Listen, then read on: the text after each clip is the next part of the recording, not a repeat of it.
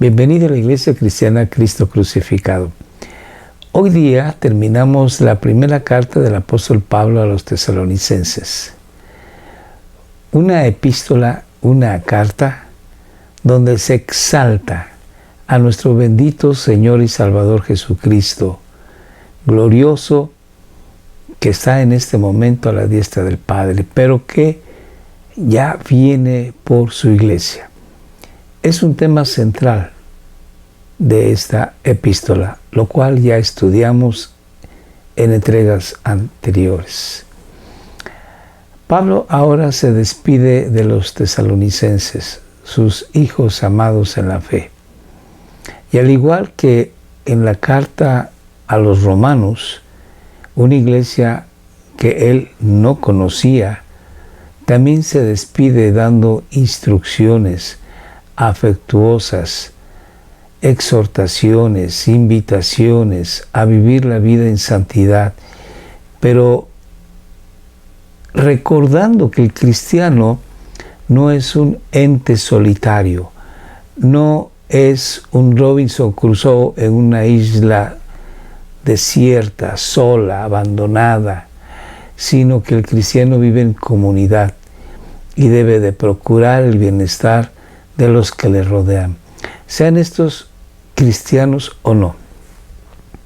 El escritor de la carta a los hebreos, que no se sabe si fue Pablo o fue Silas, o incluso algunos opinan que Bernabé o Apolos, quien haya sido, igualmente en el último capítulo 13 también exhorta a que nos cuidemos, a que nos amemos, a que nos toleremos, a que nos apoyemos.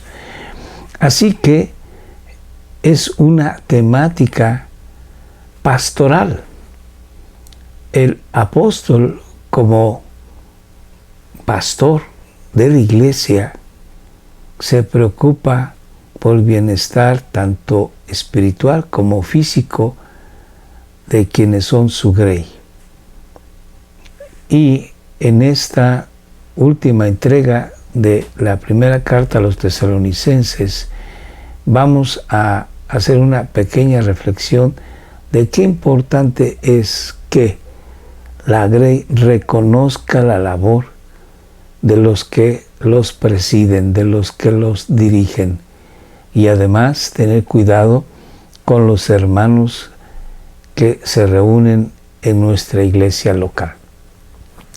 Leamos pues lo que Pablo escribe en el capítulo 5, versos 12 en adelante. Pero os rogamos, hermanos, que reconozcáis a los que con diligencia, reconozcáis significa que valoren, que honren, que tengan como doble dignidad a aquellos que los presiden, que los dirigen, sean estos pastores, sean estos ministros, sean estos ancianos, sean estos diáconos también. Pablo dice, reconozcan a los que con diligencia trabajan entre vosotros.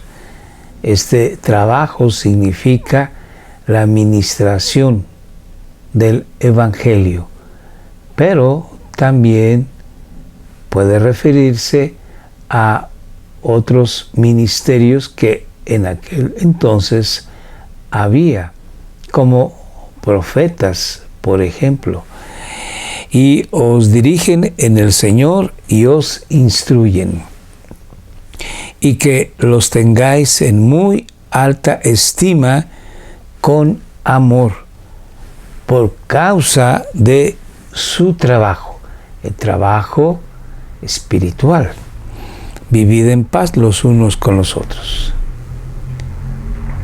Pablo enseña en sus epístolas que Dios ha dado principios con los cuales nosotros nos regimos. En el Antiguo Testamento había ciertos principios también que regían la vida en sociedad y la vida religiosa de los judíos veterotestamentarios. Por ejemplo, en el libro de Deuteronomio se nos dice que no se podrá poner bozal a un buey que trilla, con la intención de que el animal pueda comer de su mismo trabajo. Pero este es un principio espiritual que Pablo lo retoma y lo anuncia así a la iglesia, diciendo que el pastor, el ministro, debe de ser sostenido en sus necesidades físicas, materiales, corporales, por la iglesia. Y Pablo dice que el ministro da bendición espiritual y tiene que recibir de aquellos a quienes él ministra, sirve, tiene que recibir entonces bendición material, un sostén a su vida física, hablando económicamente. Entonces, en la Biblia encontramos principios que se deben de aplicar a la vida espiritual. Y cuando aquí se nos dice que al ministro se le debe de tener honra, y Pablo escribe que a los ministros se les debe de tener doble honra, esto está significando que se les debe de tener sostenimiento, se les debe de dar sostén, económicamente hablando. Enseguida, Pablo exhorta a que tengamos paz los unos con los otros. Ese es un punto vital. Además del amor, debe de haber paz en los miembros de la iglesia para que en conjunto podamos trabajar para el Señor y la gloria de su santo nombre. Sigo la lectura. Y os exhortamos o invitamos, hermanos, a que amonestéis a los indisciplinados. En aquel entonces, muchos hermanos estaban pensando que el Señor Jesucristo iba a regresar de una manera inminente en esos días, y dejaban sus labores, sus quehaceres, dejaban sus responsabilidades a un lado, dedicándose únicamente a las labores espirituales, como leer la Biblia y orar, que está muy bien, pero nosotros tenemos que seguir haciendo lo que Dios nos ha dado. Si nuestro ministerio no es, por ejemplo, ser un evangelista o ser un ministro, nuestro ministerio es ser, por ejemplo, un médico, tenemos que continuar con nuestro ministerio de medicina. Entonces, había gente que indisciplinadamente habían dejado sus responsabilidades, esperando ya que el Señor Jesucristo viniese en esos próximos días. Y Pablo dice: hermanos, exhortamos a que amonesten a los indisciplinados. Esto nos enseña que nosotros debemos de seguir viviendo la vida que Dios nos ha dado, esperando ansiosos la venida de nuestro Señor Jesucristo.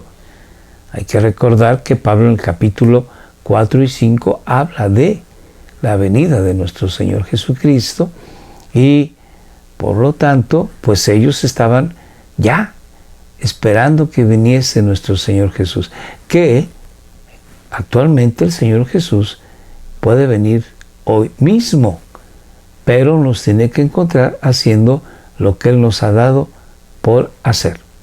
Sigo la lectura. Que amonesten a los indisciplinados, animen a los desalentados, aquellos que piensan que ya Dios no tiene trato con ellos porque han padecido una enfermedad grave o porque han cometido un pecado espantoso, el cual los desanima y piensan que Dios no los perdonaría. Sostengan a los débiles en la fe, y sean pacientes con todos. Estas palabras de exhortación, de invitación, no son dirigidos al ministro, sino a toda la comunidad. Todos tenemos que llevar a cabo estas relaciones con los que están en la iglesia. Sino procuren, mirad que ninguno devuelva a otro mal por mal, sino procuren siempre lo bueno los unos para con los otros y para con todos. Pablo nos dice de una manera muy clara que busquemos el bienestar de todos, mayormente con los de la fe, pero no olvidamos tampoco a los que son parte de nuestra sociedad, que no son cristianos, a los que son parte de nuestros familiares, amigos y vecinos, que no son cristianos, pero que con ellos debemos de tener excelentes relaciones. Sigamos. Estén siempre gozosos o contentos, dice otra versión. Orad sin cesar en todo tiempo. Den gracias en todo, porque esta es la voluntad de Dios para con ustedes en Cristo Jesús. Cuando nosotros damos gracias a Dios en todo y por todo, significa que realmente tenemos confianza en Dios, que realmente creemos en Dios, porque de esta manera glorificamos a Dios. Sabemos que Él tiene un perfecto control de todo cuanto acontece, no solamente en nuestra vida, en la sociedad, sino en el mundo entero. Así que no cae una hoja de un árbol si no es la voluntad de Dios. Y sea que nosotros pasemos por un trago amargo o no, Dios tiene control de ello. Por eso debemos de estar contentos y dar gracias a Dios en todo. No apaguéis el espíritu, o sea, no cometamos pecado para que el Espíritu Santo no se contriste, no se entristezca. Tenemos que vivir en santidad, esforzarnos en hacer aquello que sabemos lo que es bueno. Pablo sí lo va a decir más adelante: apártense de todo lo que tiene apariencia o forma de maldad. Sigamos. No menosprecien las profecías. En aquel entonces había profetas de parte de Dios. Cuando el canon se cerró, o sea, cuando se terminó de escribir el último libro de la Biblia, Apocalipsis, ya no hubo más revelación de parte de Dios. Cuando Pablo en un momento dado pretende viajar a Jerusalén, llega un profeta llamado Agabo y él profetiza que el dueño del cinturón, el profeta no sabía que era Pablo, el dueño de ese cinturón iba a ser apresado e iba a sufrir por causa de nuestro Señor Jesucristo.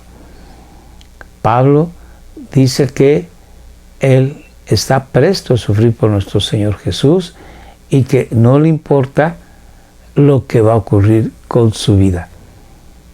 Esa profecía era de parte de Dios. Sin embargo, Pablo tenía delante de él el ministerio de compartir el Evangelio a cualquiera persona que fuese posible. Así, bueno, pues en aquel entonces había profetas y por eso Pablo dice: no menosprecien las profecías. Antes bien, cuando escuchemos esas profecías, en aquel tiempo, decía Pablo, examinadlo todo cuidadosamente y retened lo bueno. Porque hay que recordar que el profeta de Dios dice palabra de Dios que se va a cumplir. Sin embargo, siempre ha habido personas que se dicen ser profetas y no lo son, y que lo que ellos dicen no se cumple, y por lo tanto uno tiene que examinarlo todo. Vuelvo a decir, ya no hay profecía, ya no hay profetas, puesto que toda la revelación que Dios nos quiso dar ya nos ha sido dada. Sigamos. Absteneos de toda forma de maldad, de mal, como decía yo hace rato. Pablo dice, ustedes deben de vivir en santidad. Y todo lo que parece que es algo malo, aléjense, absténganse. Es verdad que Dios en su palabra es muy claro en muchos aspectos de la conducta humana. Sin embargo, hay otras cosas en las que la Biblia no menciona, pero que uno sabe que no le conviene. Por ejemplo, el hecho de fumar. En la Biblia no menciona si el fumar es bueno o malo. Es más, ni siquiera se nos dice si se nos permite o no. Sin embargo, siendo inteligentes, sabiendo que el fumar nos hace daño, entonces es una clase de maldad, una forma de maldad, porque estamos afectando nuestro cuerpo, que es el templo del Espíritu Santo. Vamos en contra de lo que Dios quiere para con nosotros. No es una maldad moral, pero sí es una maldad en cuanto que estamos dañando el santuario de Dios. Por lo tanto, tenemos que abstenernos de eso que nos hará daño. Sigamos la lectura. Y que el mismo Dios de paz os santifique por completo. Aquí está muy claro cómo la santidad es en el cristiano de dos tipos. La santidad posicional, en la que Dios ya nos ve, en la que ya estamos en Jesucristo, y la santidad progresiva. En este caso, Pablo está hablando de la santidad progresiva, porque dice que el mismo Dios de paz os santifique, eso es con el diario vivir, por completo. Sigamos adelante. Y que todo vuestro ser, espíritu, alma y cuerpo sea preservado, sea guardado, irreprensible para la venida de nuestro Señor Jesucristo. Veamos que aquí no se trata solamente del alma y el espíritu, sino también del cuerpo, que debe de ser preservado en santidad, irreprensible, para cuando venga nuestro Señor Jesucristo. Esta es una responsabilidad de cada uno de nosotros. Sin embargo, Dios es quien nos lleva adelante y nos guarda para que nosotros podamos ser santos y glorificar su nombre. Que todo vuestro ser sea preservado y irreprensible para la venida de nuestro Señor Jesucristo. Que Dios nos ayude en ello. Y vamos a terminar diciendo: fiel es el que os llama, el cual también lo hará. Dios nos ha llamado a ser sus hijos y Dios nos llamará. Cuando nosotros ya estemos durmiendo, como dice Pablo, o sea, muertos en la fe de nuestro Señor Jesús, Dios nos llamará a su bendita presencia cuando sea el momento. Hermanos, orad por nosotros.